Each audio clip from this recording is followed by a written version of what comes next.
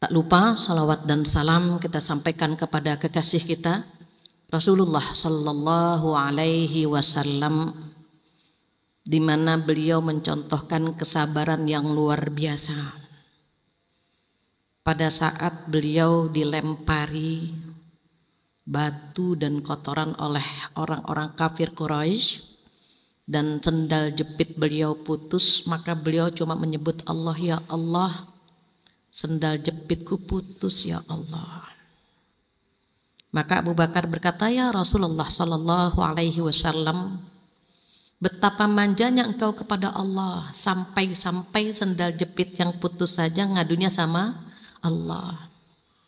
Maka beliau bersabda, mintalah kepada Allah apa saja walaupun tentang sendal jepit kamu yang putus. Sendal jepit adalah ungkapan yang sangat kecil, yang sangat remeh. Kalau yang remeh saja minta kepada Allah, apalagi sesuatu yang besar. Maka tema kita hari ini terkait dengan sabar sampai kapan berujung. Kira-kira sabarnya ada ujungnya atau tidak? Beliau tidak pernah berujung. Mudah-mudahan tema hari ini itu tema untuk diri saya sendiri dan untuk kita semua. Karena kalau perempuan itu umumnya ekspresif ya. Kalau marah itu bisa mengungkapkan kalimat yang tidak pantas diucapkan. Tapi kalau lagi sabar, Masya Allah, sabarnya luar biasa. Di situ yang membuat Rasulullah memberikan bocoran kepada kita bahwa penghuni neraka paling banyak siapa?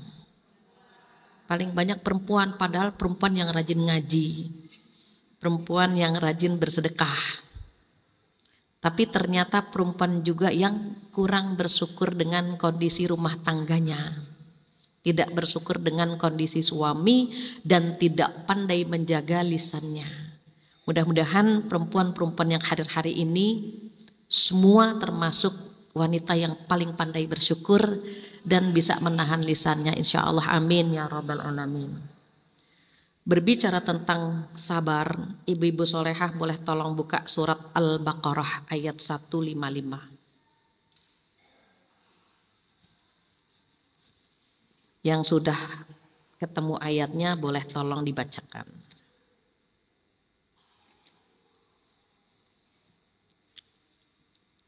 Adakah teman-teman yang sudah ketemu Al-Baqarah surat kedua ayat 155? Boleh tolong dibacakan panitia atau jamaah? Silahkan Ibu.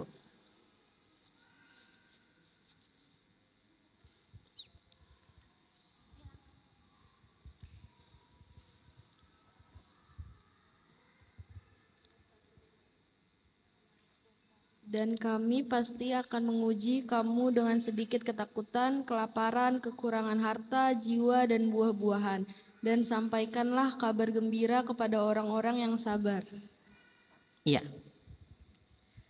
Untuk orang-orang yang sabar, itu Allah sebut berulang-ulang, berikanlah kabar gembira untuk orang yang sabar. Mengapa? Karena Allah Subhanahu wa Ta'ala berfirman dalam surat Al-Baqarah 155, A'udzubillahi minasyaitonirrajim, walanabluwannakum bisyai'im minal khauf. Ada kalimat bisyai'im minal khauf.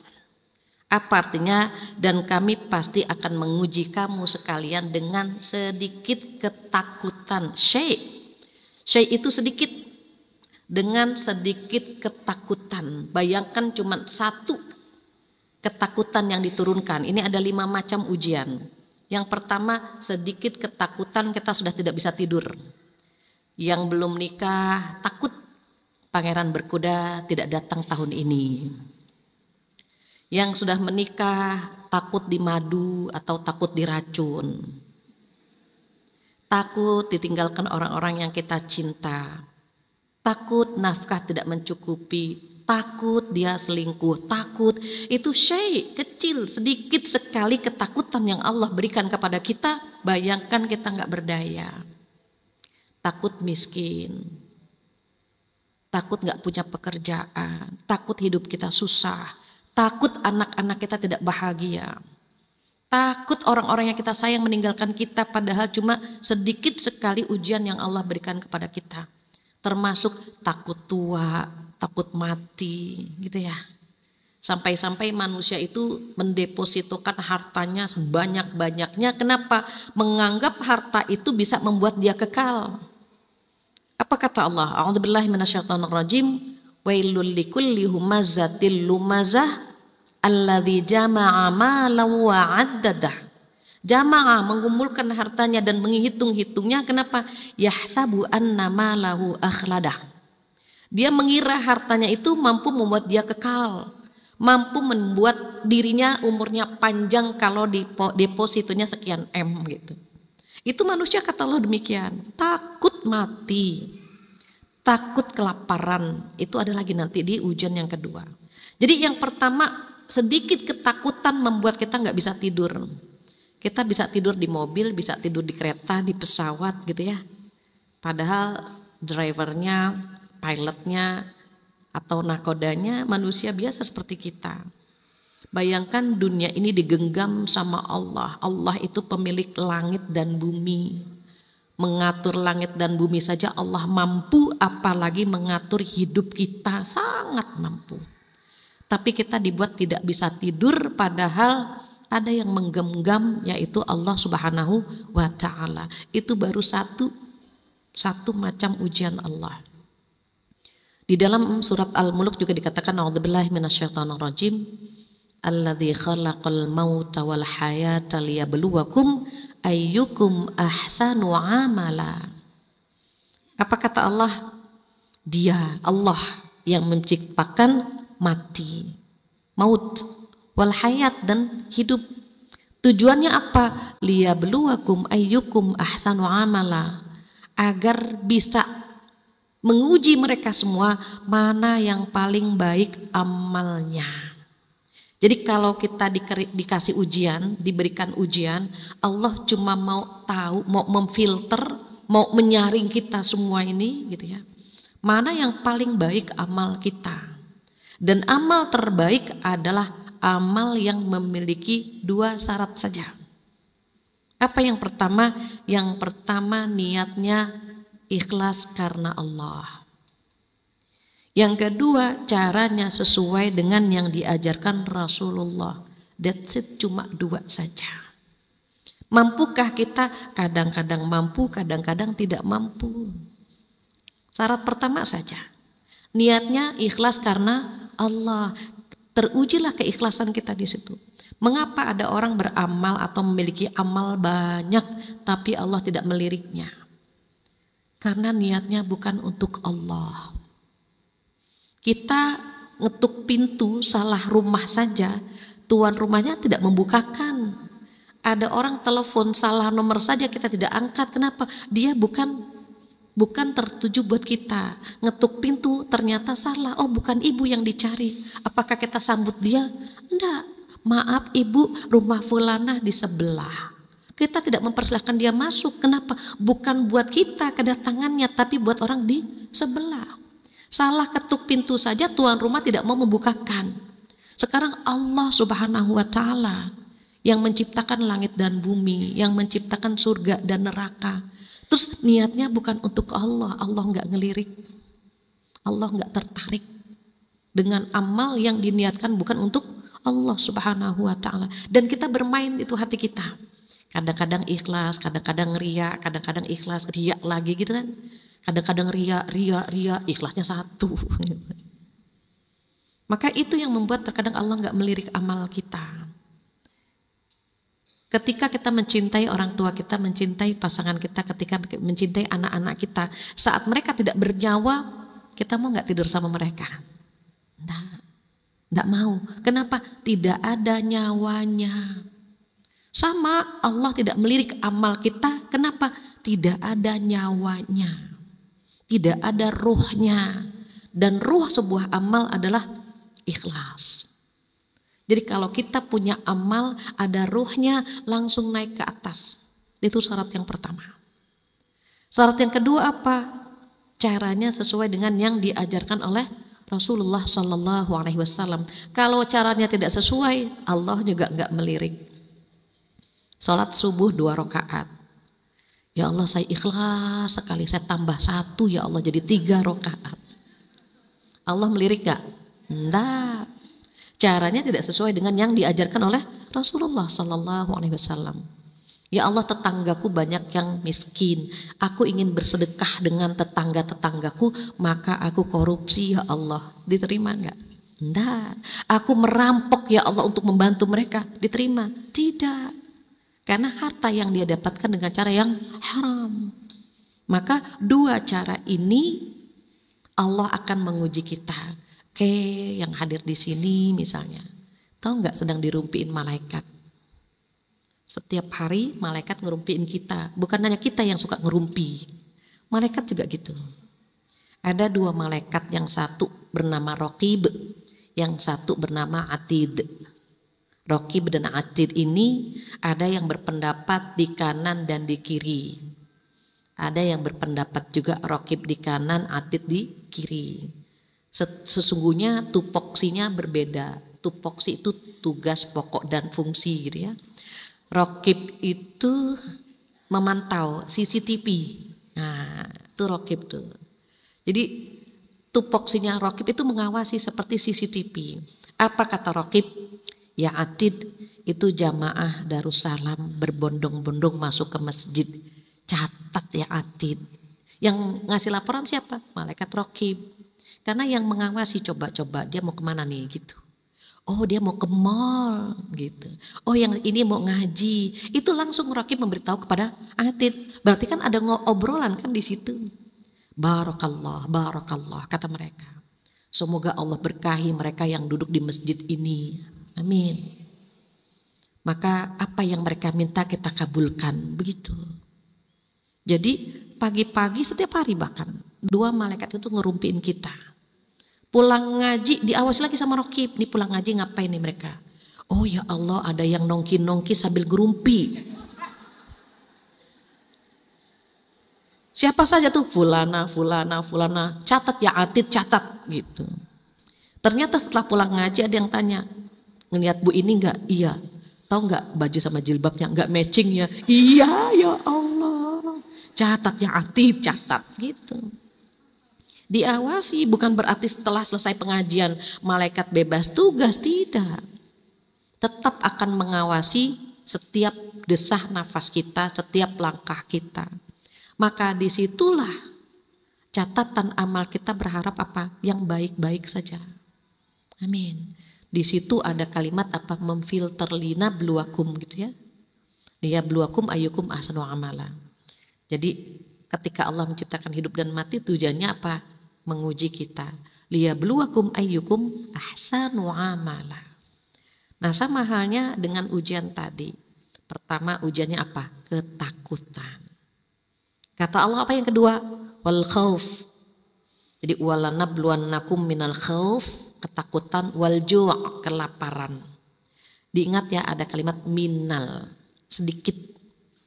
Berarti enggak semuanya diuji lewat pintu itu gitu maksudnya. Sebagian dari rasa takut, sebagian dari rasa lapar. Kalau di sini kayaknya ujian dari kelaparan enggak ada. Kelihatan ya wajahnya segar gitu. Gemuk sama segar kan beda tipis. Cari kalimat yang indah lah sedikit. Langsing sama kurus beti. Carilah langsing yang lebih indah ketimbang kurus banget, kurus gitu. Kayaknya susah hidupnya kan.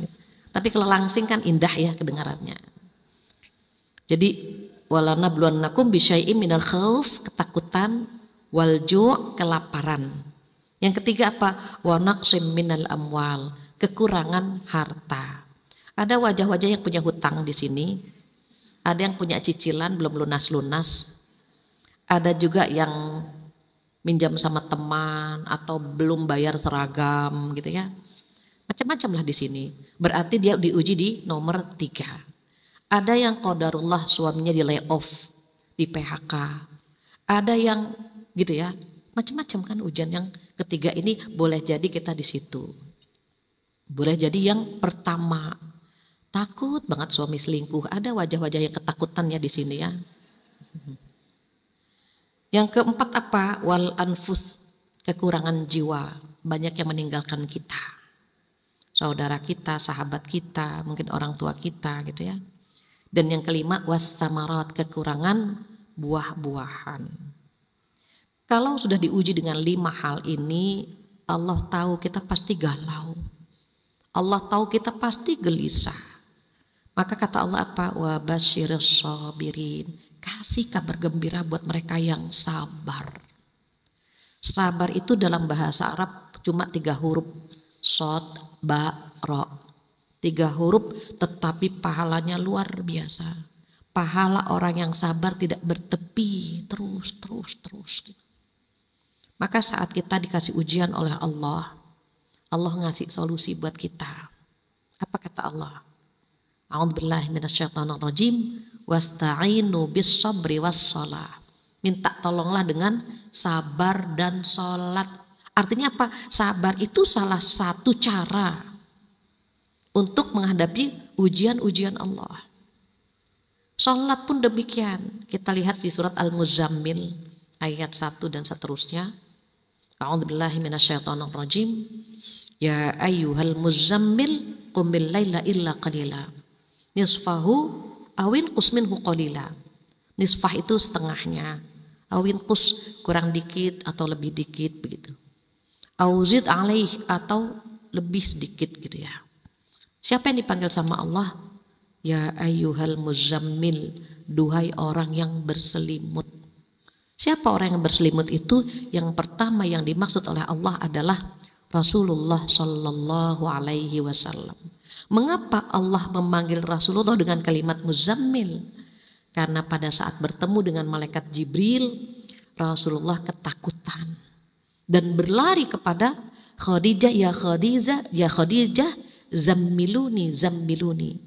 Duhai Khadijah, selimuti aku. Maka dipanggil dengan kalimat duhai orang yang berselimut karena minta diselimuti oleh Khadijah. Rasulullah manja sekali dengan Khadijah. Setiap ada ujian, setiap ada masalah, yang terbayang adalah wajah Khadijah radhiyallahu anha. Melihat Khadijah, setengah masalahnya selesai. Suami kita bertemu dengan kita, tambah masalah. Tapi gayanya kayak pengen menyelesaikan masalah gitu kan. Ceritalah mas gitu. Insya Allah bunda bisa bantu, gayanya gitu. Padahal dia pengen menyendiri dulu gitu. Tapi kita ingin menyelesaikan masalah. Itu udah keren sih ya. Inisiatif ingin menyelesaikan masalah suami. Itu lebih bagus. Istri yang ingin menyelesaikan masalah suaminya itu keren. Ingin menenteramkan suaminya itu keren. Kenapa? Di akhir zaman banyak istri yang bisa menenteramkan hati suami orang.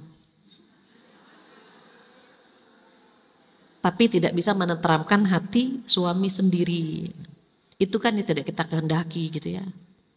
Maka diusahakan ibu-ibu solehah, kalau suami berangkat ke kantor, berangkat kemana saja, dampingi sampai ke pintu.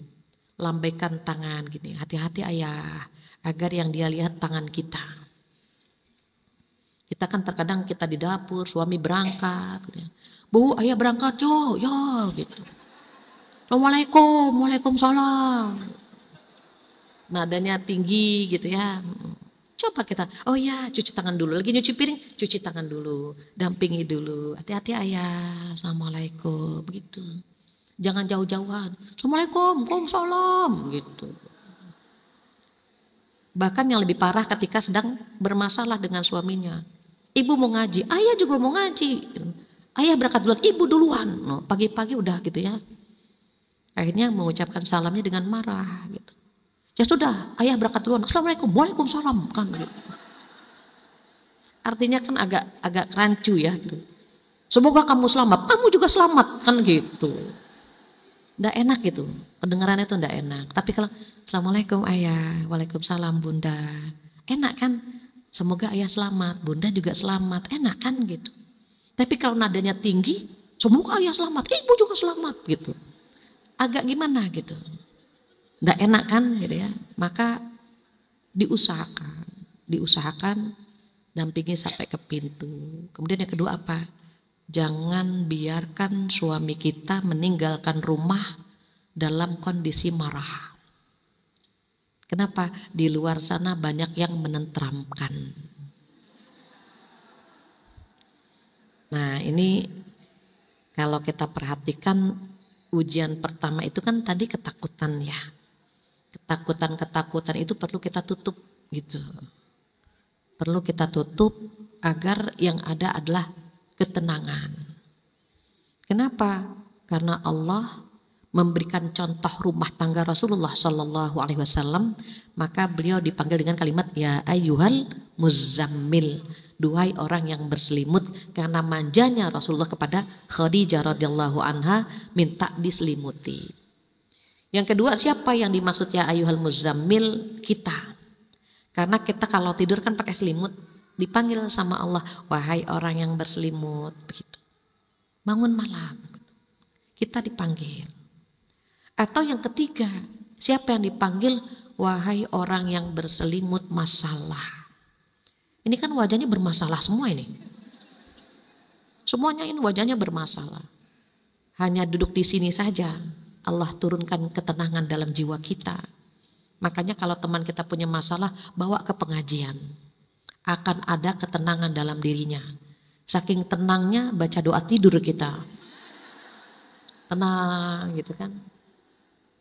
Jadi Allah turunkan ketenangan. Maka kata Allah apa? Wahai orang yang berselimut masalah, bangun malam.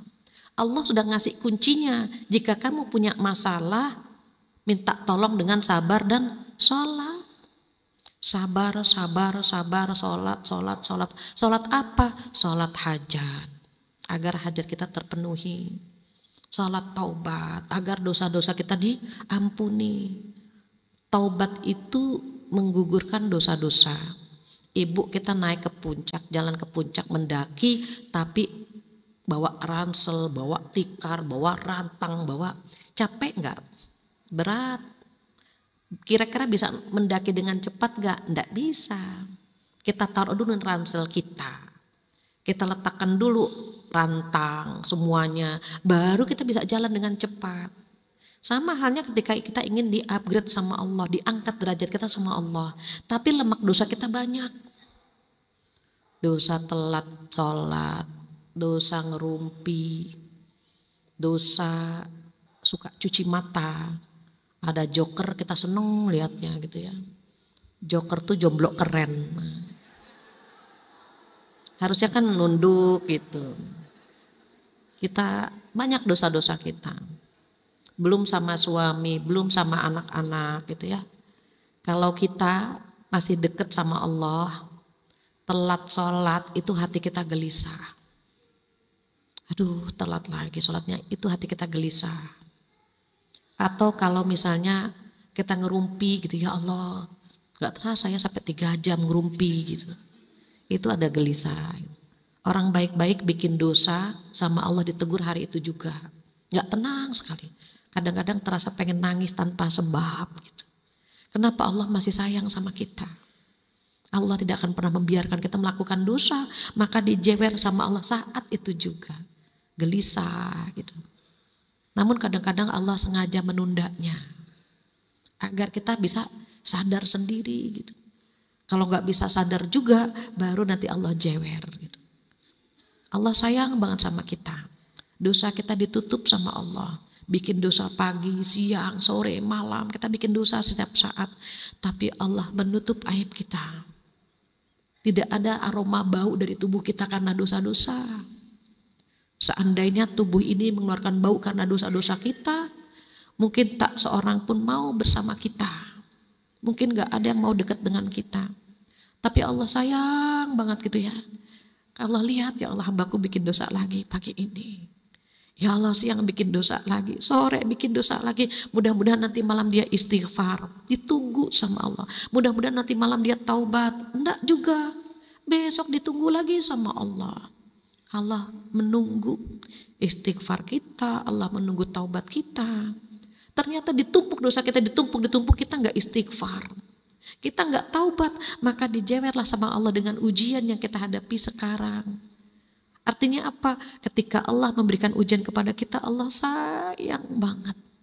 Agar nanti di hari kiamat hisabnya tidak lama gitu. Allah pengen kita masuk surga semuanya. Karena Rasulullah SAW memberikan garansi. memberikan bocoran bahwa umat Nabi Muhammad akan menjadi penghuni surga semua. Apa kata beliau? Kullu ummati yadkhulunal jannah illa man aba. Seluruh umatku akan menjadi penghuni surga kecuali yang tidak mau. Sahabat terheran-heran, siapa yang tidak mau ya Rasulullah? Beliau menjawab, man ata'ani dakhalal jannah wa man asani faqad aba. Orang-orang yang taat kepadaku dialah orang-orang yang mau masuk surga.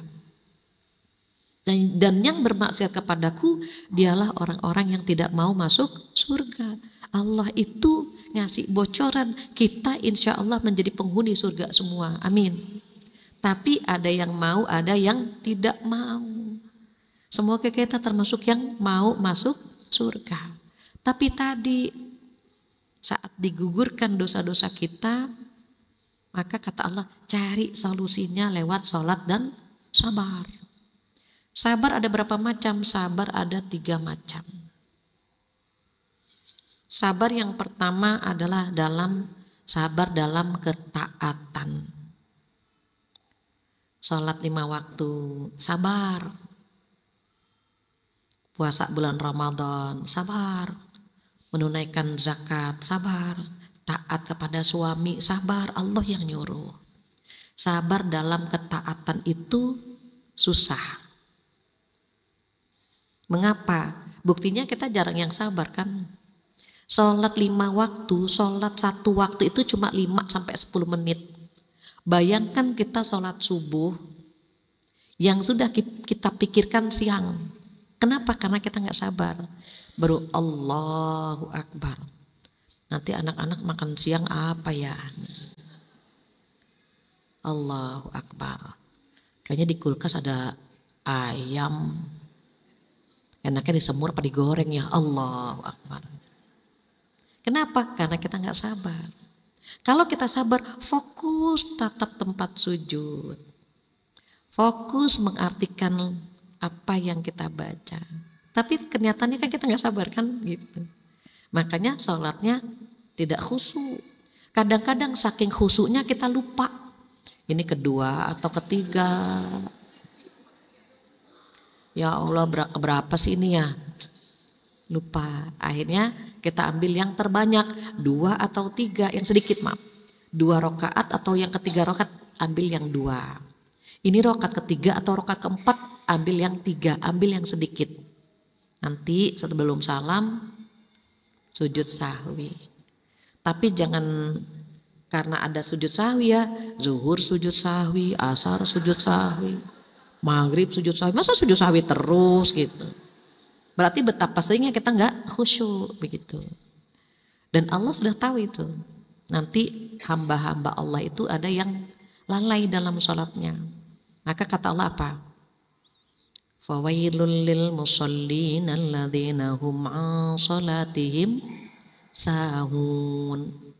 Maka celakalah bagi orang-orang yang sholat, yaitu yang lalai dalam sholatnya. Kalau para sahabat nggak khusyuk itu udah bilang lalai, celaka. Aku hari ini sholatnya tidak khusyuk gitu. Mereka udah menganggap dirinya celaka karena nggak khusyuk. Kalau kita lalainya 3, apa saja? Lalai waktunya, lalai rokaatnya, lalai bacaannya. Lalai waktu, ya Allah makan dulu gak apa-apa kali ya, Allah juga tahu kita lapar gitu. Akhirnya makan dulu, ngobrol, istirahat, sendawa, baru sholat gitu kan. Kalau lalai rokaat yang mana? Yang tadi, ya Allah ini kedua atau ketiga, ya Allah tolongin dong ya Allah, ini keberapa ya Allah. Itu lalai rokaatnya. Kalau lalai bacaannya apa? Kadang-kadang harusnya subhana rabbiyal azim, kita subhana rabbiyal a'la. Kadang-kadang baca ayat agak panjang dikit, lupa gitu kan. Bismillahirrahmanirrahim. Wadduha wal laili idza saja. Wadduha. Diperas-peras. Enggak inget-inget kan? Bismillahirrahmanirrahim. Qul huwallahu ahad. Balik lagi ke surat pendek, lalai bacaannya. Ingat di awal, lupa di akhir. Ingat di akhir, lupa di tengah, dan begitu seterusnya. Kita kadang-kadang lalai. Itu sholat kita lalai. Kenapa? Karena tidak sabar dalam menjalankan perintah Allah. Puasa bagaimana? Kadang-kadang kita nunggu maghrib, ya Allah 3 jam lagi ya gitu kan. Nah, itu sabar dalam menjalankan perintah Allah. Zakat juga demikian, aduh saldo lagi cakep-cakepnya ini. Tapi harus menunaikan zakat. Dan kita sama harta itu cintanya cinta banget gitu. Allah tahu persis hambanya paling suka sama harta. Karena menganggap bahwa harta bisa membuat dia bahagia. Maka diperintahkan untuk menunaikan zakat. Agar kita bisa merasakan ya bagaimana indahnya berbagi, bagaimana indahnya membantu orang lain dan seterusnya. Jadi sabar yang pertama, sabar dalam menjalankan perintah Allah Subhanahu wa ta'ala. Termasuk taat kepada suami, itu perintah Allah. Maka kalau kita ingin taat kepada suami, mohon maaf, jangan lihat suaminya. Lihat Allah yang nyuruh kita taat sama dia. Kalau melihat suami agak susah ya. Ya dia sama dia taat gitu. Waduh. Orangnya sarungan terus gitu. Mana sholatnya lambat. Banyak yang DM ke saya, Bu Fathia, apakah wajib taat kepada suami kalau suami begini. Saya bilang jangan lihat dianya. Lihat Allah yang nyuruh kita taat sama dia. Kalau melihat suami, jujur susah kita agak takut. Kenapa? Kalau taat sama orang tua kita mudah ya. Yang melahirkan, yang merawat, yang membesarkan itu orang tua. Jadi kalau kita taat itu insya Allah lebih mudah. Tapi ketika taat sama suami, ya Allah ketemunya besar. Masing-masing udah pinter, punya dalil gitu. Terus udah bisa cari uang sendiri. Ketika disuruh taat sama suami agak susah di situ. Belum lagi setannya masuk dalam hati kita. Kamu tuh rugi loh dapet dia, gitu kata setan. Dia untung banget dapet kamu. Nanti rasa itu akan ditransfer lagi ke suami. Kamu dapet istri dia rugi tahu gitu. Kamu waktu itu kurang selektif sih gitu. Jadi jangan pernah berpikir bahwa kita sengsara dapet dia gitu ya. Dia pun berpikir begitu, nyesel dapet kita gitu. Biar kita nggak merasa sombong di hadapan suami kita gitu. Itu kan yang terkadang susah untuk kita taat kepada suami. Terus bagaimana? Lihat Allah yang nyuruh kita taat sama suami kita. Itu sabar dalam ketaatan. Yang kedua, sabar dalam meninggalkan larangan.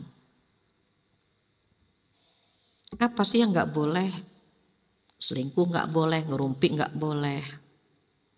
Begitu juga mengambil hak orang lain nggak boleh gitu. Banyak yang nggak boleh, banyak larangan-larangan Allah. Tapi ternyata kita masih melakukannya. Kalau perempuan itu kan karena seneng ngemil, ngemol, ngomel gitu ya. Jadi ujiannya tuh di lisan. Kalau nggak ngerumpi dia sariawan gitu. Aduh pengen nggak ngerumpi gimana gitu. Dia udah sholawat, udah baca ayat kursi biar nggak ngerumpi. Tiba-tiba temennya datang. Mbak, tahu nggak Mbak? Ya Allah, tolong dong, saya nggak pengen ngerumpi gitu ya.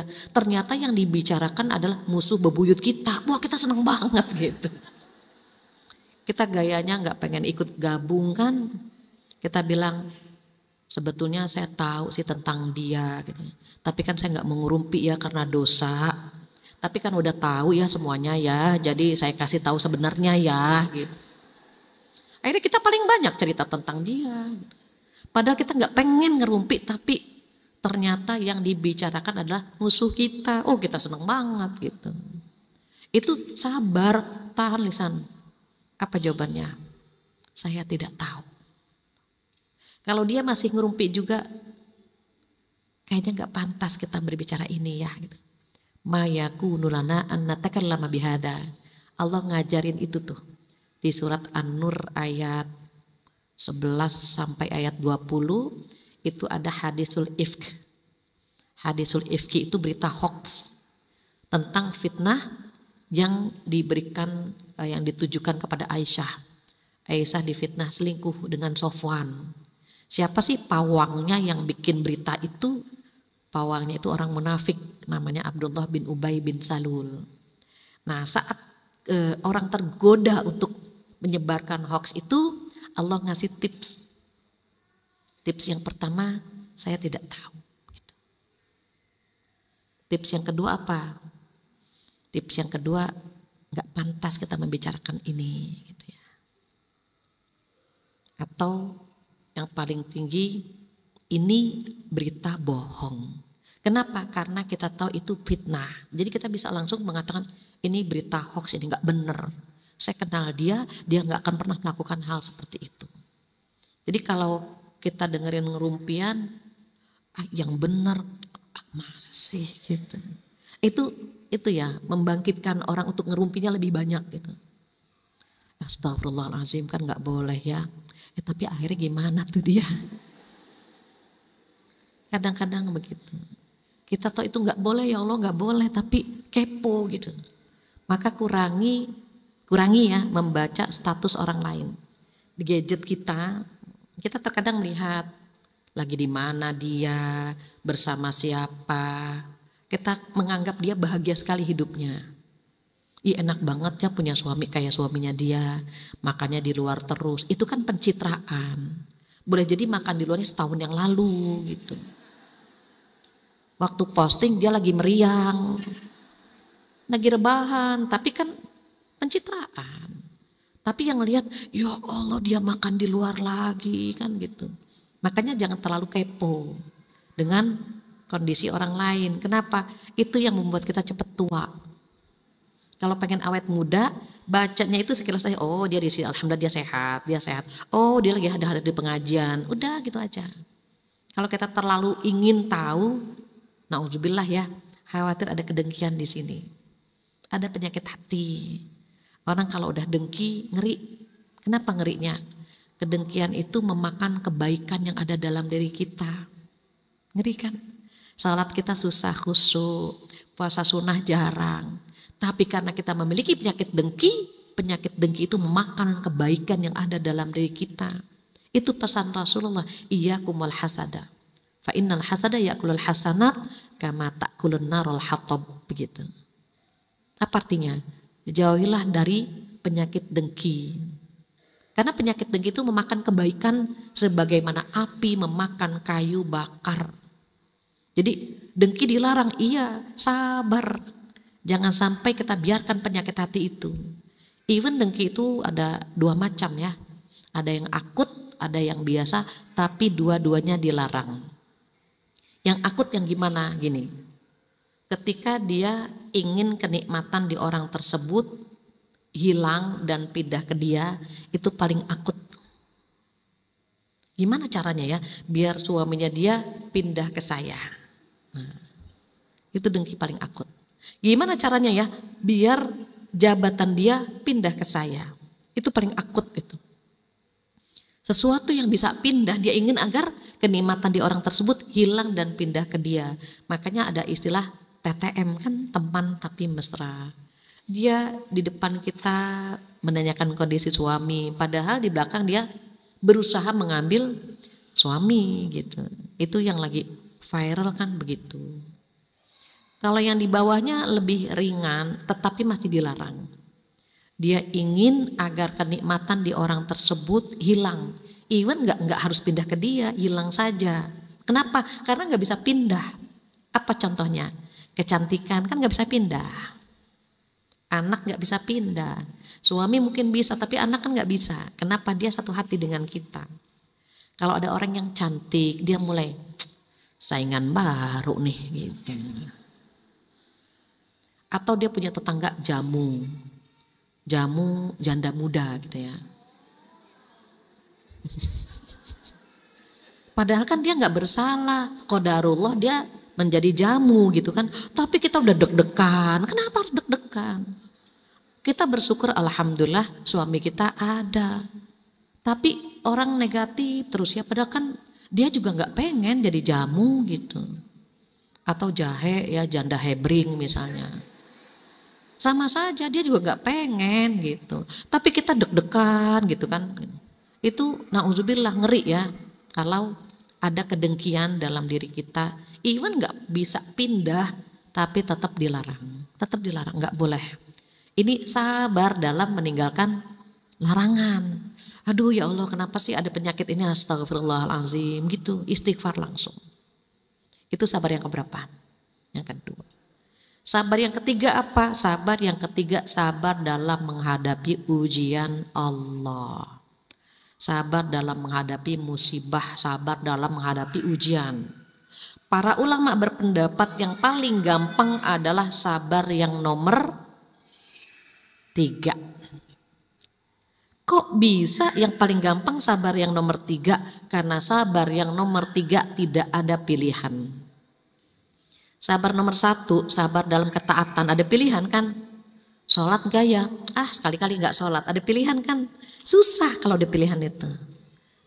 Aduh, sekali-kali gitu, gak sholat. Tapi untuk orang-orang yang takut kepada Allah gak berani kan? Dia akan memilih untuk sholat. Tapi untuk orang-orang yang tidak takut kepada Allah, cuek aja kan gak sholat. Artinya apa? Ada pilihan untuk meninggalkan sholat, makanya susah. Sama dengan yang kedua, sabar dalam meninggalkan larangan Allah. Ada pilihan kan? Ngerumpi enggak. Tapi ada pilihan kan? Kadang-kadang kita milih ngerumpi. Berarti saat itu kita tidak sabar.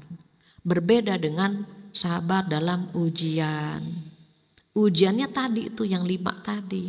Ketakutan, kelaparan, kemudian kekurangan harta, kekurangan jiwa, kekurangan buah-buahan. Itu ujian. Orang gak bisa sombong saat diuji. Gak bisa. Cuma bisa pertama apa? Redo dengan takdir Allah. Belajar redo. Ya Allah gak bisa di level itu, gak bisa. Gimana dong? Level kedua, sabar dalam menghadapi ujian Allah. Karena kalau gak sabar, kita gak ada pilihan lagi, gak ada. Gak bisa sabar bagaimana menghadapi ujian tersebut, jangan lari. Sekarang banyak orang bundir, bunuh diri. Kenapa? Karena gak kuat menghadapi ujian tersebut. Padahal Allah tidak akan pernah memberikan ujian melebihi kapasitas kita, gak akan pernah. Allah itu sudah menakar kira-kira ujiannya A apa, B apa, C apa dan seterusnya. Masih ingat ya tema beberapa bulan yang lalu, Allah paling tahu kita cocoknya diuji di pintu apa. Ada yang lewat suami, ada yang lewat anak, ada yang lewat harta, ada yang lewat mertua, lewat tetangga. Oh Allah paling tahu. Yang berhasil yang mana? Yang bisa menyembunyikan ujian. Itu paling berhasil. Orang mengatakan apa? Ibu Masya Allah ya hidupnya bahagia banget kan ya. Oh ibu gak pernah diuji ya sama Allah. Alhamdulillah, amin. Berhasil menyembunyikan ujiannya. Kenapa? Karena memang orang-orang yang paling baik adalah orang yang bisa menyembunyikan ujiannya dan memperlihatkan atau mengucapkan kenikmatannya. Apa kata Allah? Wa amma bi ni'mati rabbika fahadits. Maka adapun terhadap nikmat Tuhanmu sampaikan, ucapkan. Tahaddus bi ni'matillah. Ibu-ibu makasih ya gitu. Alhamdulillah anak saya lulus, sampaikan makasih doanya gitu. Ibu alhamdulillah suami saya kemarin dipromosikan, makasih ya doanya, sampaikan. Kalau ujian bagaimana? Sembunyikan gitu. Kita kan dibalik terkadang-kadang. Ujian kita sampaikan kepada orang, tahu nggak ya Allah, semua orang tahu. Jangankan ujian, capek saja kita terkadang semua orang harus tahu kita capek. Ya, suami bilang, Bun bisa bikinin kopi nggak Bun? Ayah, Bunda capek ya, bisa nggak bikin kopi sendiri? Ayah ke dapur, ada toples warna hitam tuh kopi ayah. Yang sebelahnya itu gula, air panasnya di termos. Itu kenapa dia bisa begitu? Dia ingin menyampaikan pesan kepada suaminya bahwa dia capek. Nanti anaknya berantakin rumah. Nak, tolong diberesin dong nak, Bunda capek. capek gitu. Capek saja rasanya seluruh penduduk bumi harus tahu dia capek gitu. Nanti belanja ke mall, ke kantor, ketemu temennya, ya Allah aku capek banget hari ini, sama aku juga capek gitu kan. Orang capek ketemu orang capek, udah tambah capek dua-duanya. Ceritalah tentang capeknya dia, itu baru capek. Kita pengen semua orang tahu bahwa kita capek. Apalagi ujian. Oh, kita pengen semua orang tahu kalau kita punya ujian, sembunyikan ujian itu. Terus kalau ada orang mengatakan, ibu enak banget ya, kayaknya hidupnya nggak pernah ada ujian. Alhamdulillah, amin. Jangan kita bilang, ih kata siapa, tahu nggak? Yang sebenarnya nih ya, yang sebenarnya, diceritakan semua. Jangan biarkan, alhamdulillah dia nggak tahu saya punya ujian, alhamdulillah. Dia bilang, ibu kayaknya duitnya banyak ya, alhamdulillah, amin gitu.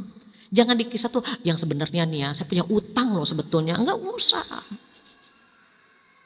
Sampaikan saja doa yang disampaikan itu amin, ucapkan saja gitu amin. Ibu kayaknya hidupnya bahagia banget ya, amin, alhamdulillah. Ya Allah, alhamdulillah kita bisa menyembunyikan ujian kita, aminkan saja. Kenapa? Karena Allah akan ngasih kabar gembira buat orang-orang yang sabar. Berarti kan dia sabar. Siapa sih orang yang sabar? Alladzina idza asabathum musibah qalu inna lillahi wa inna ilaihi raji'un. Jadi orang yang sabar itu alladzina idza asabathum musibah qalu inna lillahi wa inna ilaihi raji'un. Orang yang sabar itu ketika ditimpa musibah pertama kali, tamparan pertama, pukulan pertama, musibah pertama, dia mengucapkan semua milik Allah. Inna lillahi wa inna ilaihi raji'un. Semua milik Allah. Akan kembali kepada Allah Subhanahu wa ta'ala. Apa yang akan Allah berikan kepada dia kalau dia sabar? Nah ini kabar gembiranya. Ada nikmat yang akan Allah berikan kepada orang-orang yang sabar. Yang pertama apa? Ulaika alaihim salawatum mir rabbihim. Yang pertama orang yang sabar itu mendapatkan ampunan. Coba lagi diampuni dosa-dosa kita, masa kita nangis gitu. Kalaupun nangis jangan lama-lama. Ya Allah gitu, netesin air mata ya Allah. Tapi kita yakin ya Allah, Allah sedang menggugurkan dosa-dosa aku ya Allah gitu. Jangankan musibah, capek yang kita rasakan saja, badan kita capek gitu ya. Kerja capek, ngurus anak capek, capeknya kita saja menggugurkan dosa-dosa. Kalau kita tahu Allah sedang menggugurkan dosa-dosa kita nggak ingin itu berujung. Jadi sabar kita jangan dikasih ujung. Iwan ada yang bertanya, tapi kan Bu Fatihah sabar ada ujungnya. Sabarnya siapa dulu gitu. Qadarullah saya punya orang tua, almarhum ayah saya, dulu sama dengan saya mungkin ya. Sering keluar kota, ngisi ceramah dan seterusnya. Suatu hari qadarullah ini, mobil yang dinaiki itu remnya blong. Wallahu alam apakah memang ada kelengahan atau kesengajaan dan seterusnya ya, wallahu alam. Karena remnya blong otomatis kan nggak bisa berhenti. Nah almarhum ayah saya itu duduknya di sebelah kiri, jadi driver beliau buka pintu, kakinya dikeluarkan untuk menghentikan mobil itu gitu. Akhirnya sama driver ditabrakan ke pohon agar berhenti mobilnya dan kaki ayah saya kan putus gitu ya. Luka. Saya nggak tahu seperti apa karena waktu itu masih kecil sekali. Ini cerita ibunda saya. Ketika ibunda saya menengok beliau bilang gini, ibu saya bilang begini, ayah sakit nggak sih ya gitu. Ayah saya balik tanya, ibu kalau kepotong lagi masak kepotong pisau sakit gak? Sakit, itu cuma kepotong pisau loh gitu ya. Apalagi sebesar ini. Tapi kok ayah nggak pernah ngadu, nggak pernah ngeluh, nggak gitu, aduh nggak gitu ya. Komentar beliau apa? Masa lagi diampuni dosa-dosa gitu. Masa sedang diampuni dosa-dosa harus ngaduh gitu. Harus ngeluh, kan ayah lagi diampuni dosa-dosa. Kita tahu itu sedang diampuni dosa, tapi terkadang Masya Allah pusing banget gitu kan. Ya Allah badan pegel ada gitunya. Nah beliau bilang masa lagi digugurkan dosa-dosa ngeluh gitu. Saya bilang ayah bilang begitu Bu, iya ayah kamu sabar banget gitu. Jadi sedang digugurkan dosa kita lagi harus paham nih Bu. Ya Allah, berarti ketika kita hidup kita lagi sedih, kecewa, kesel, itu lagi digugurkan dosa Bu. Tengok pohon di luar sana, banyak daun yang kuning-kuning, coba digetarkan begini, yang kuning-kuningnya jatuh. Persis seperti dosa kita. Dosa kita banyak, dikasih ujian sama Allah, itu digetarkan lemak dosa yang ada di badan kita. Terus kalau kita tahu, kita pengennya apa? Ya Allah gugurkan lagi ya Allah. Gugurkan lagi. Kita sakit, Masya Allah. Kita gak mampu melakukan apapun. Diuji lagi lewat anak, lewat pasangan. Ya Allah Engkau sedang menggugurkan dosaku ya Allah. Ampuni ya Allah. Jadi kalau lagi diuji, perbanyak istighfar. Perbanyak istighfar. Naik. Kita akan dikasih kenikmatan seindah itu, digugurkan dosa-dosa kita. Kalau udah nggak punya dosa kan enak gitu. Maka sholawatun min rabbihim. Yang pertama, bonus yang pertama digugurkan dosa-dosa. Yang kedua apa? Warahmah. Dikasih cinta. Dikasih kasih sayang. Masya Allah. Kita kalau dicintai sama suami kita seneng. Dicintai anak-anak kita seneng gitu ya. Bagaimana kalau Allah yang mencintai kita? Rahmat Allah itu mantul. Kalau kita sedang bisa menyayangi suami kita, bisa menyayangi anak kita, bisa menyayangi orang tua kita, bisa menyayangi teman-teman kita, sesungguhnya pada saat itu rahmat Allah sedang turun. Ibu tahu bola bekel? Bola bekel kalau dilempar kan mantul kan. Nah kenapa kita bisa sayang sama orang tua, sama anak, sama pasangan? Karena rahmat Allah sedang turun dan kita pantulkan kepada orang yang dekat sama kita. Maka saat seorang pria melihat Rasulullah mencium cucunya, gitu ya. Apa kata pria ini? Ya Rasulullah aku punya cucu, tapi aku tidak pernah mencium mereka. Apa kata beliau? Man la yarham la yurham. Barang siapa tidak pernah memberikan cinta, jangan berharap mendapatkan cinta. Dan aku khawatir cinta dalam dirimu diambil sama Allah. Na'udzubillah. Sering-seringlah cium cucu, cium anak. Kalau mau ngaji, oma ikut, oma, nenek ikut, nenek ngajinya sebentar. Bunda ikut, bunda ngaji sebentar ya nak ya. Cium. Nanti juga bunda pulang ya sebentar gitu. Jangan sampai kita mau ngaji, mau ngejar ilmu, mau ngejar pahala, tapi anak yang kita tinggalkan terluka hatinya. Bunda ikut mulai. Nih, ini apa? Kan mau dapat pahala. Tapi anak-anak di rumah terluka kan jangan. Bunda sebentar ya nak. Gitu. Sehingga dia bahagia, kita pun bahagia gitu ya. Banyak hal sebetulnya kita bisa merangkul, bisa ngajak teman-teman ke pengajian. Itu rahmat Allah sedang turun. Masa rahmat Allah sedang turun kita tidak pantulkan ke orang sekitar kita. Jadi kalau misalnya kita bisa mentraktir teman gitu, itu rahmat Allah sedang turun. Bisa ngajak teman ke pengajian, rahmat Allah sedang turun. Suami tidur kita selimuti, oh ya Allah ayah capek banget ya mencari nafkah untuk kita sekeluarga, kita selimuti, itu rahmat Allah sedang turun. Ini ngeliat suami tidur bawaannya empet aja. Ada yang suaminya ngorok bukan didengerin, direkam. Coba dengerin ngoroknya, ya Allah seksi banget ngoroknya. Jangan direkam, nanti dibuktiin, ayah tahu nggak ngoroknya seperti apa? Nggak usah. Enak gitu ya. Kalau rahmat Allah sedang turun tuh ya Allah, enak bener. langsung pantulkan. Kenapa? Kan datangnya jarang-jarang. Nih mumpung lagi pengen berbuat baik, langsung dieksekusi. Langsung peluk, cium, ya Allah, rahmat Allah sedang turun kepada kita. Kenapa? Karena kita sabar dengan ujian Allah. Terus apa yang ketiga? Wa ulaika humul muhtadun. Yang ketiga, kata Allah, mereka lah orang-orang yang mendapat petunjuk.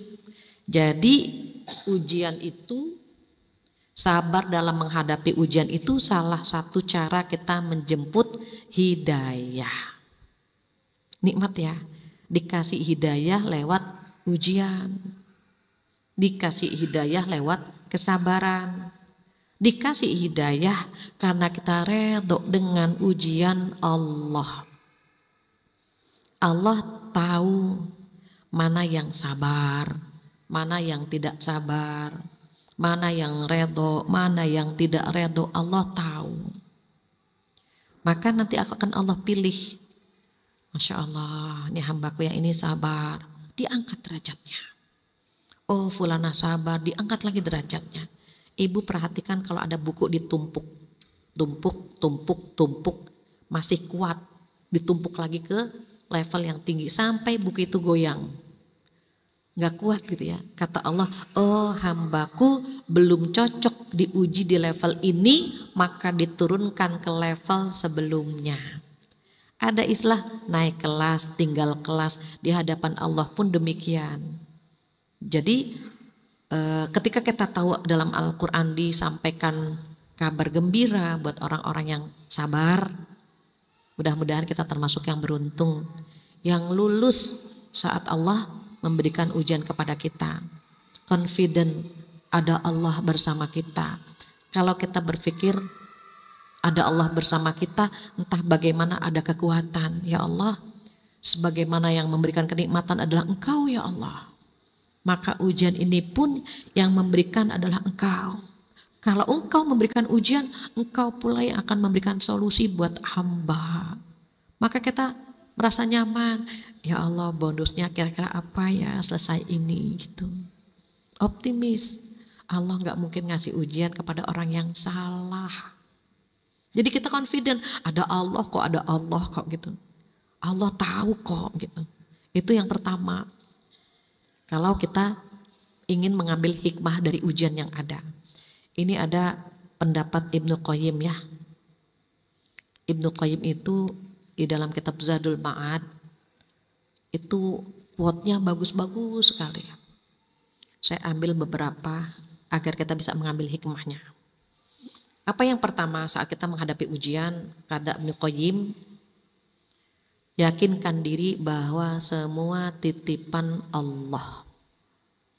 Maka yang memberikan Allah akan kembali kepada Allah. Caranya serahkan kepada Allah mengambilnya. Cara Allah mengambil harta kita gampang. Ada kecurian, lupa, orang ngutang gak bayar. Itu milik Allah. Akan kembali kepada Allah saja. Yang kedua, Allah akan mengganti sesuatu yang hilang dengan barang yang sama atau bahkan lebih baik lagi. Barang atau orang yang meninggalkan kita itu akan diganti dengan yang sama atau bahkan lebih baik. Misalnya mohon maaf, ada orang akan menikah, dia seneng banget karena diberikan suami 3T. Dia berharap pria itu 3T itu takwa, tampan, tajir gitu ya. Ternyata sama Allah diganti bukan 3T tapi 5T. Udah takwa, tampan, tajir, terdidik, terjamin, kan lebih baik lagi. Boleh jadi yang meninggalkan kita adalah pria 3T yang lain. Tua, tulalit, tertindas. Kan kita gak pernah tahu. Maka sama Allah, oh dia gak layak buat kamu. Maka kita tidak dipertemukan dengan pria itu. Jangan sedih. Kalau ada yang hadir di sini jomblo, yang masih jomblo gak apa-apa jomblo. Tiba-tiba nanti malam ada pria datang melamar, kan keren. Ketimbang bangga, alhamdulillah Bu Fathia saya udah pacaran 10 tahun. Pacaran 10 tahun Mbak, coba kalau nikah sudah punya anak SD.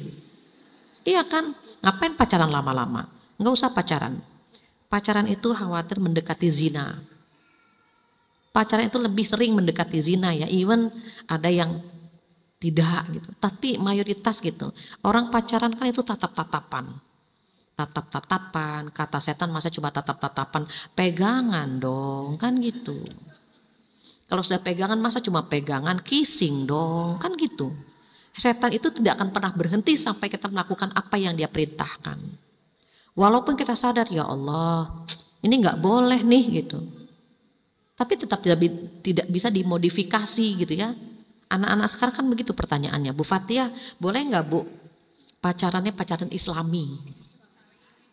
Syar'i, Islami, religi. Kenapa? Kita pacarannya nggak malam Minggu, malam Jumat. Baca Al-Kahfi bareng, nggak bisa.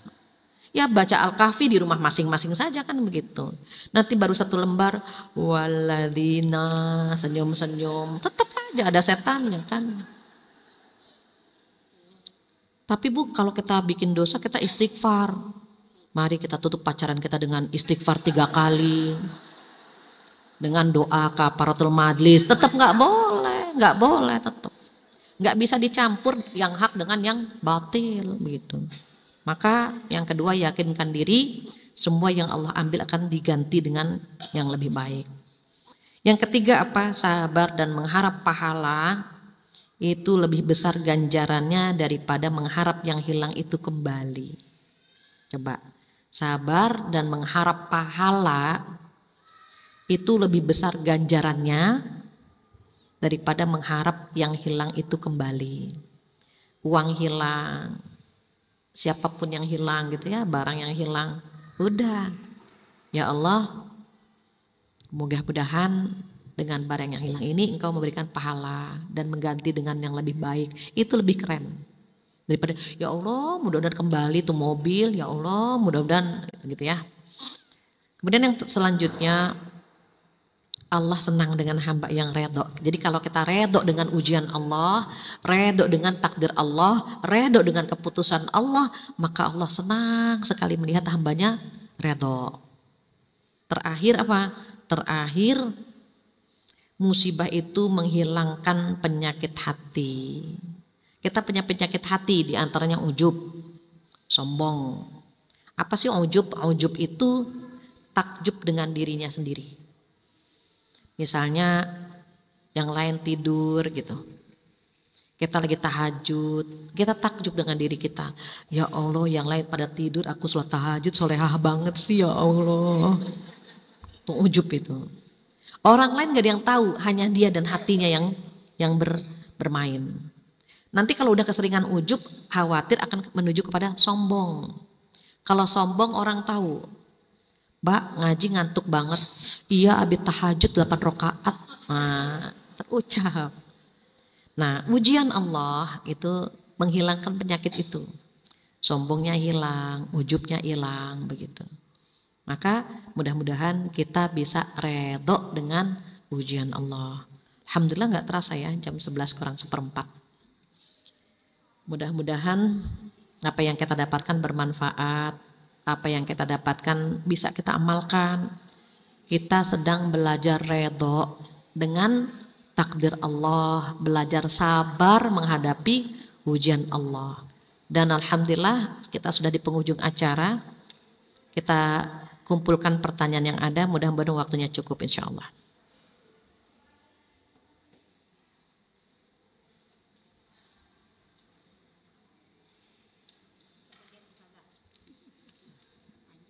Oh panjang. Ini satu orang. Oke siap.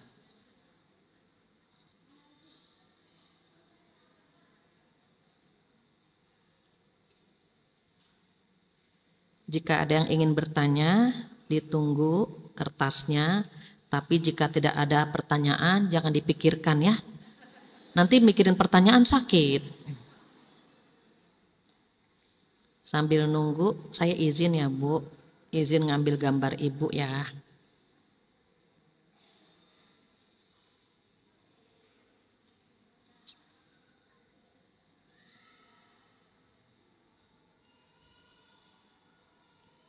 Ibu-ibu silakan yang ingin bertanya ditunggu kertasnya.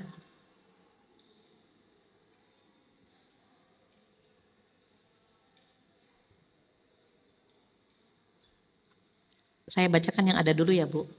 Baik. Bismillahirrahmanirrahim. Pertanyaan pertama, Ustazah nanya, akhir-akhir ini ada rasa takut mati karena merasa masih banyak dosa dan merasa amalnya masih kurang. Bagaimana gitu ya? Jika ada orang yang takut mati, alhamdulillah bagus. Kalau orang takut biasanya berusaha menyiapkan bekal. Jadi H2C, harap cemas, harapnya 2, cemasnya 1. Berharap apa? Berharap yang pertama amal kita diterima, yang kedua berharap umur kita panjang, bisa menyiapkan bekal sehingga takutnya tidak berlebihan.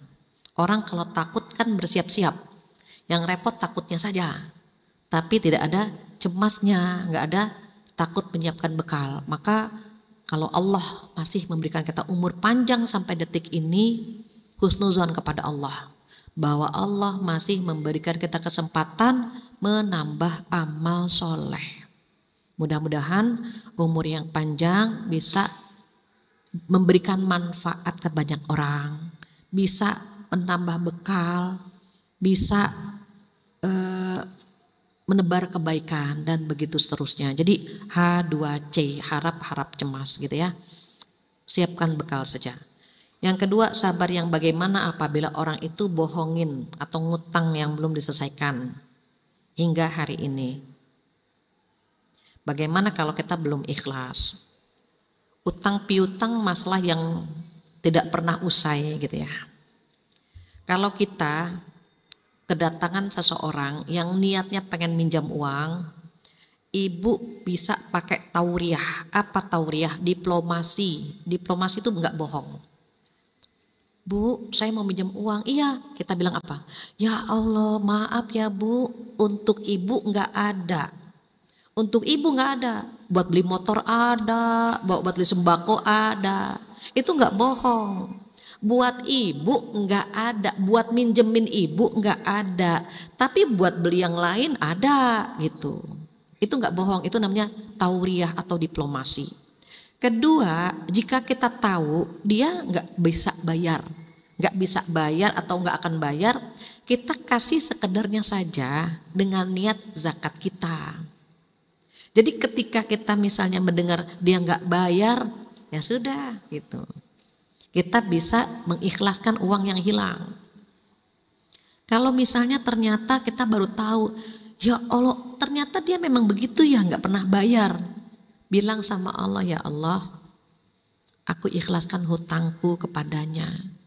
Tolong diganti ya Allah dengan yang lebih banyak lagi, lebih berkah lagi. Boleh nggak? Boleh kan, mintanya sama Allah. Jangan didoakan dia nggak bayar ya Allah semoga stroke, jangan. Kalau lagi berharap sama Allah, minta yang baik-baik saja. Jadi kalau kita tahu orang tersebut punya hutang dan gak mau bayar, tadi ya diplomasi atau niatkan zakat saja. Dari awal udah kita tahu nih gak bakalan bayar, kita tahu dia gak punya uang untuk bayar. Ya sudah, kita kasih sepertiganya kah, seperempatnya kah gitu, atau setengahnya, tergantung kemampuan kita dan keredoan kita. Kita sudah niatkan bahwa niatnya zakat, tapi tidak disampaikan kepada dia. Agar dia punya effort ya, ada usaha untuk membayar hutangnya. Niatkan saja demikian. Kalau kita nggak tahu, oh ternyata dia begitu ya, ya sudah. Langsung lapor sama Allah. Enak kalau udah lapor sama Allah. Ini share saja. Kalau kita mau nagih, mohon maaf ya, mau nagih hutang, apalagi jumlahnya besar. Ini sharing saja, saya sholat istikharah. Kalau nominalnya besar, saya sholat istikharah, ya Allah besok saya mau nagih. Jika menagih utang itu baik untuk agama saya dan dunia saya, maka mudahkan. Tapi kalau saya menagih hutang, menagih uang saya itu buruk untuk agama saya dan dunia saya, jauhkan. Nanti tiba-tiba Allah bimbing. Kalaupun nagih dengan tutur kata yang baik, kalaupun ternyata Allah urungkan, tiba-tiba nggak jadi aja. lupa gitu, lupa untuk menagih. Kenapa sholat istikharah? Kalau Allah mau menguji kita lewat utang yang tidak dibayar, itu salah satu cara Allah mengambil titipannya. Jadi kalau dia nggak kuat bayar, nggak bisa bayar, padahal jumlahnya besar gitu ya. Kalau dia bayar itu rezeki kita. Kalau dia nggak bayar, boleh jadi itu caranya Allah mengambil titipannya, kan harta milik Allah.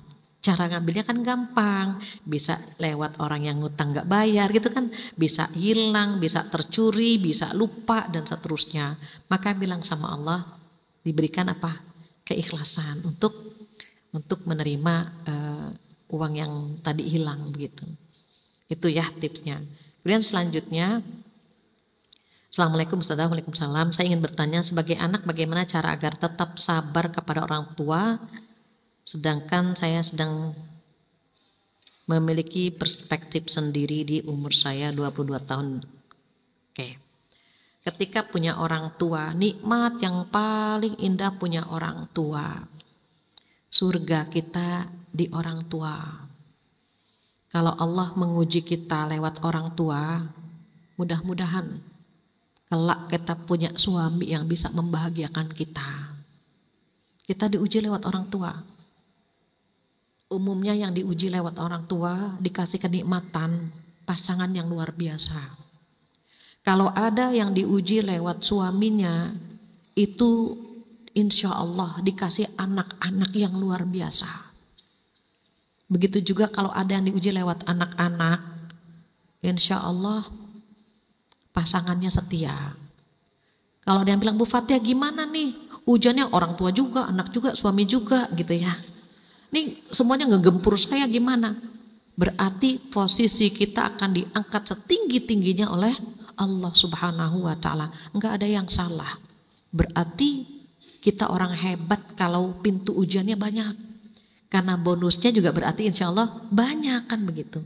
Jadi jangan pernah marahan sama orang tua. Jangan pernah merasa kesel gitu ya dengan orang tua. Yang pertama apa? Pintu surga kita disediakan lewat orang tua. Yang kedua, kalau kita baik dan ibunda kita bilang begini, nah Masya Allah nak, kamu tuh ngalah sama ibu, baik sama ibu. Ibu doakan ya nak, mudah-mudahan hidup kamu bahagia nak. Aras di atas langsung berguncang hebat mengabulkan doa ibu kita. Amin ibu. Itu Allah gak akan pernah nolak. Mumpung ada orang tua, cari doa dari orang tua sebanyak-banyaknya. Doa orang tua itu nggak ada hijabnya. Terus kita kalau jadi orang tua bagaimana? Lupakan kesalahan anak sehingga kita bisa rela untuk mendoakan anak-anak kita. Jadi even kita punya planning buat diri kita, jangan lupakan kita bisa sampai di titik ini karena doa orang tua kita, insya Allah. Maka sabar gitu ya. Yang selanjutnya, Assalamualaikum, bagaimana caranya menasihati suami yang kurang taat dalam beribadah? Sering diingatkan tapi kadang berat, alasannya macam-macam gitu ya, main HP ini itu dan seterusnya. Kalau suami, ini mohon maaf, suami itu pemimpin di rumah tangga kita. Kalau mengingatkan jangan seperti mengingatkan anak, jangan seperti mengingatkan sahabat. Dia pemimpin dalam rumah tangga kita. Terus bagaimana? Suami kan gak mau digurui. Kalau kita ingin mengajak bisa lewat anak kita. Nak, sholat di masjid ya. Seperti ayahmu tuh rajin banget ke masjid. Kita nembak ke tembok padahal tujuannya ke atas. Nyindir. Nak, nanti kalau sudah besar, deket sama Allah, sayang sama istrimu ya, kayak ayahmu gitu. Enggak paham juga, ayah sebetulnya salat 5 waktu hukumnya apa ya? Ayah kita pura-pura nanya, padahal kita tahu. Ayah sebetulnya sholat di masjid hukumnya apa ya? Gitu. Oh gitu. Atau ayah tolong carikan dalil dong ya, atau carikan ini dong gitu. Itu biar rumah tangga kita sakinah gimana ya tipsnya? Padahal kita tahu. Biar dia cari buku, cari ilmu gitu. Hukumnya apa ya kalau istri begini, dan seterusnya. Kadang-kadang suami tidak mau digurui. Kenapa? Dia kan pemimpin di rumah kita. Jadi gimana caranya biar nggak menggurui? Bertanya atau menyindir. Atau balik lagi lapor sama Allah. Ya Allah, suami hamba begini ya Allah gitu. Ya Allah, hamba diuji lewat suami hamba. Sampaikan sama Allah. Sesungguhnya kalau dalam rumah tangga kita ada ujian, menikah itu kan setengah agama, sholat tiangnya agama. Kalau yang setengah agama ini bermasalah, boleh jadi tiang agamanya yang bermasalah. Sholat itu kan tiang agama kan? Sholat tiang agama, menikah setengah agama. Yang setengah agama ini bermasalah, boleh jadi karena tiangnya bermasalah. Jadi kita bilang sama suami kita, ayah barusan saya dengar ternyata sholat itu tiang agama, tahu ayah gitu. Kan rumah tangga kita kan setengah agama, pengen kan ayah rumah tangga kita sakinah, komunikasi kita bagus, karena komunikasi kita dengan Allah juga bagus gitu. Ngobrol, jangan pas waktu sholat, pas lagi makan, pas lagi malam ngobrol dan seterusnya. Obrolannya itu gitu ya. Kadang-kadang bisa sabar, kadang-kadang juga kita nggak bisa sabar. Waktu nggak sabarnya itu yang kadang-kadang mohon maaf ya kurang berhasil gitu ya. Kenapa sih diuji lewat suami? Ya cocoknya diuji di pintu itu gitu. Usahakan apa? Sebut nama suami dalam sholat kita gitu ya. Kemudian bagaimana dengan Assalamualaikum Bu Ustazah, ketika kesabaran kita diuji terus, apa yang seharusnya kita lakukan selain sabar dan sholat? Sedangkan kesalahannya terus berulang-ulang. Jika kita sampai marah, apa kita masih bisa disebut orang yang sabar? Sabar itu 3 tempat. Marah itu 2. Kalau marah ada yang positif, ada yang negatif. Kalau marah yang positif nggak apa-apa, justru itu sabar. Anak nggak sholat, kita nggak bisa bilang, ya Allah anak nggak sholat, sabar ya Allah. Oh enggak. Nak kamu sholat asar jam berapa? Mau jam 3 atau jam 4 gitu. Kenapa? Karena kita ingin agar dia bisa melaksanakan perintah Allah. Kan sabar dalam ketaatan. Sholat itu bentuk ketaatan kepada Allah Subhanahu wa Ta'ala. Jadi kalau kita marah itu marah yang positif. Justru kalau kita membiarkan anak kita tidak sholat, kita nggak sabar dalam meninggalkan larangan, kan dosa besar meninggalkan sholat gitu. Jadi ada beda kamar gitu maksudnya. Marah itu suami selingkuh wajib marah. Ayah, Islam melarang tahu selingkuh gitu. Ayah, itu gak boleh minum itu, ayah haram. Itu harus marah gitu. Bukan waktunya untuk sabar, dia berbuat dosa, sabar. Enggak. Karena ketika dia melakukan dosa berarti dia tidak sabar dalam meninggalkan larangan Allah. Karena dia gak sabar. Ayah kok minum itu kan dilarang gitu. Sabar ayah itu dilarang. Sabar dalam meninggalkan larangan. Beda kamar kan gitu. Harus marah kalau melihat kemungkaran. Apa kata Rasulullah? Man ra'a minkum munkara. Barang siapa yang melihat kemungkaran, cara ngerubahnya bagaimana? 3 kan. Pertama dengan kekuasaan, kedua dengan lisan, marahin. Ketiga baru dengan hati, dan itu selemah-lemah iman begitu. Yang selanjutnya bagaimana Ustazah? Apakah setiap musibah yang kita alami adalah karena dosa-dosa kita atau memang sudah tertulis dalam Lauhul Mahfuz? Di surat Al-Hadid surat 57 ya. Ada ayat a'udzubillahi minasyaitonirrajim, ma asaba min musibatin fil ardi wala fi anfusikum, ma asaba min musibatin fil ardi wala fi anfusikum illa fi kitabim min qabli an nabra'aha inna dzalika 'alallahi yasir. Apa artinya? Semua musibah yang terjadi di bumi atau yang terjadi kepada dirimu gitu ya, sesungguhnya sudah tercantum di Lauhul Mahfuz. Kapan tercantumnya? 50.000 tahun sebelum bumi ini diciptakan. Kita nikah dengan siapa, ujiannya apa, sudah tercantum di Lauhul Mahfuz 50.000 tahun sebelum bumi ini diciptakan. Tenang kan kalau udah tahu itu? Terus musibah itu ada yang terjadi atas izin Allah dan ada yang terjadi karena kesalahan kita begitu. Kalau ada, mohon maaf, kalau ada istri nggak amanah, tidak menjaga kehormatan, terus suaminya menceraikan, itu musibah karena kesalahan dia. Tapi kalau misalnya sudah menjadi istri yang baik gitu, suami tiba-tiba meninggalkan, itu baru musibah. Ibu diingat duit aja, apa duit?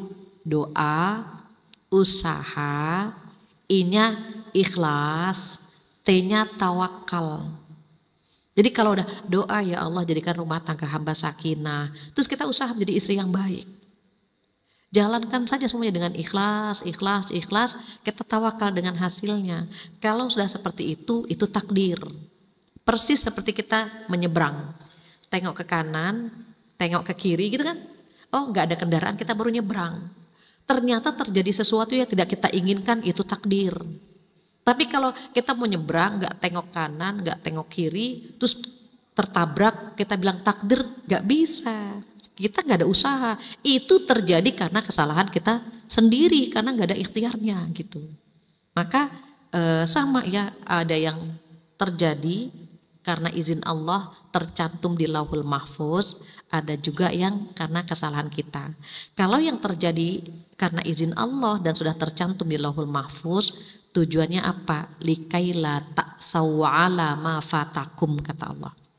Agar kamu tidak putus asa dengan apa yang hilang dan agar kamu tidak sombong dengan apa yang kamu genggam. Itu hikmahnya. Jadi enggak semuanya ya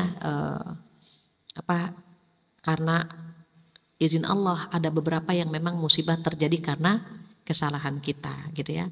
Jadi kalau memang atas izin Allah ya sudah terjadi atas izin Allah, mintanya apa? Kekuatan dan kesabaran. Kemudian pertanyaan selanjutnya, apakah kesabaran mempunyai batasan? Tadi sudah dijawab. Apakah kita mau membatasinya? Padahal kita tahu saat kita sedang diuji, pertama diberikan apa? Ampunan. Kedua, dikasih rahmat sama Allah. Ketiga, dikasih hidayah. Kalau lagi dikasih 3 bonus ini, masa pengen berakhir gitu. Janganlah, jangan dibatasi. Kan ampunan Allah gak terbatas, rahmat Allah biar gak terbatas, begitu juga hidayah Allah.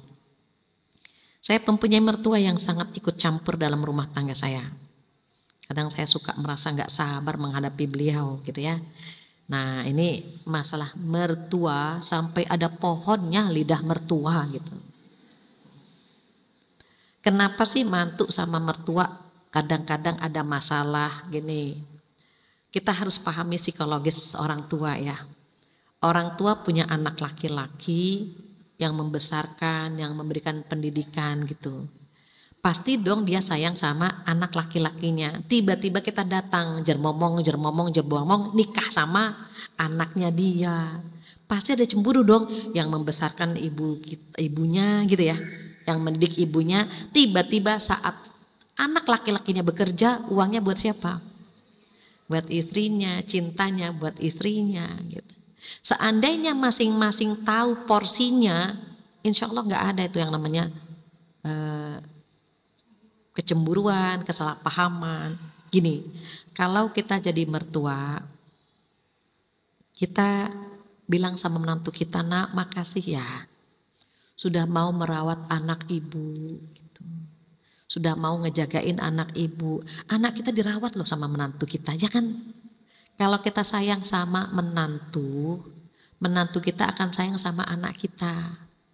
Tapi kalau menantu kita musuhi, nanti dia musuhi anak kita, berantem mulu kan sama suaminya, sama anak kita gitu. Dan satu hal, anak maupun menantu itu kan sudah ditakdirkan oleh Allah Subhanahu wa taala ketika mereka bertemu. Kita pengen punya anak begini, kita pengen punya menantu begini. Mereka pun sama, pengen punya anak, punya orang tua begini, punya mertua begini gitu kan, sama gitu. Nggak ada yang sempurna. Jadi kita bilang terima kasih sama menantu kita karena sudah ngejagain anak-anak kita gitu. Begitu juga sebaliknya, kalau kita jadi menantu, berterima kasihlah sama mertua. Kenapa? Makasih ya Bu, udah ngejagain suami, udah merawat suami dari kecil. Saya cuma dapat hasilnya gitu. Saya tuh nggak ngapa-ngapain tapi dapat hasilnya. Anak ibu baik, anak ibu perhatian. Padahal yang ngedidik ibu, yang menikmati saya. Coba kalau dua-duanya bersyukur kan Masya Allah. Kalau kita menganggapnya ikut campur, itu sebetulnya bentuk sayangnya orang tua kepada anaknya. Cuma memang agak baperan sedikit gitu ya. Misalnya gini, kita bilang sama anak kita gini, nak tidur mulu sih nak. Anak kita cuek aja, iya kan ngantuk Bu, cuek kan karena anak. Coba kalau kita ngomong sama menantu begitu, nak tidur mulu nak, ya Allah mertua gitu kan. Beda. Gini banget sih punya mertua, ya Allah karena dia bukan ibu kita. Jadi agak baperan di situ.